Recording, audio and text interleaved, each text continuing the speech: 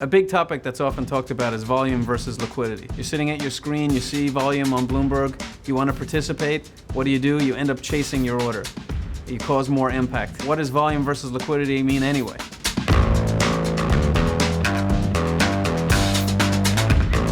I always try to explain it with a simple kind of analogy that says, if there's a buyer of 10,000 shares and a seller of 10,000 shares of the same stock, and there's one trading venue, both of them come to this trading venue and trade, and 10,000 shares trades.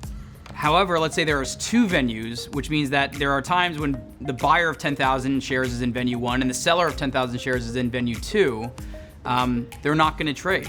And this is where it's necessary for a middleman, it's a high-speed trader, it's a broker, someone comes in and sells in venue 1 to the buyer and buys in venue 2 from the seller.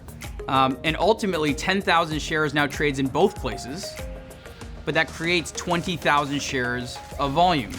So you have to ask yourself, did the liquidity in the market actually change? Because there's still really one fundamental person who wants to buy and one fundamental person who wants to sell. I'd say the volume's 20,000, but the liquidity really was still 10,000. So that's two venues. Think about 13 exchanges and 44 dark pools or alternative trading systems. There's 57 places to trade.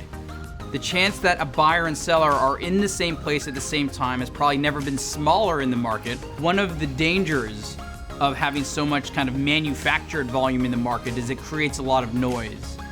And people see volume trading in a stock and automatically want to chase that volume. A fundamental understanding is that as your participation rate increases, so does your slippage, which makes sense because if I'm forcing 10% or 20% or 30% of the volume, that means I'm crossing the spread a lot, I'm dislocating the stock, I'm being aggressive, and I'm pushing it out there.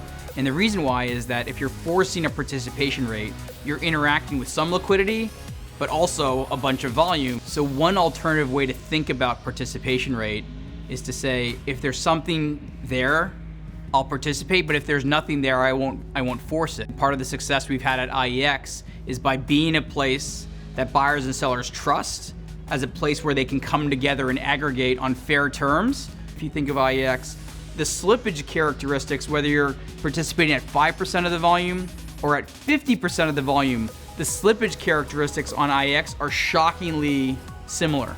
So trading on IEX allows you to trade with the natural liquidity that shows up here on a daily basis.